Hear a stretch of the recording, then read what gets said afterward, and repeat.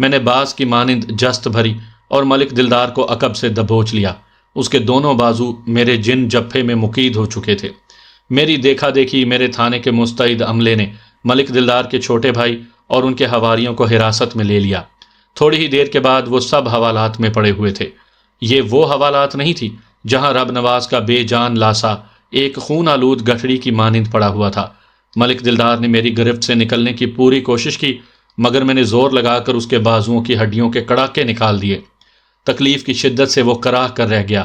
ناکامیابی اور بے بسی کے احساس نے اس کے منہ سے گالیوں کا فوارہ چھوڑ دیا تھا۔ میں نے پلک جھپکتے میں اسے ہتھ کڑی پہنا دی۔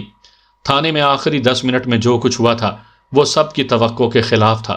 یہ اس سارے کیس کا ٹرننگ پوائنٹ تھا۔ چوری کروانے کے جرم میں تو ملک دلدار کو شاید چھوٹی موٹی سزا ہو جاتی، مگر قتل عمد کے ذیل میں وہ سیدھا سیدھا پھانسی چڑھ جاتا، اور قتل بھی اس نے تھانے میں گھس کر ایک ایسے حوالاتی کا کیا تھا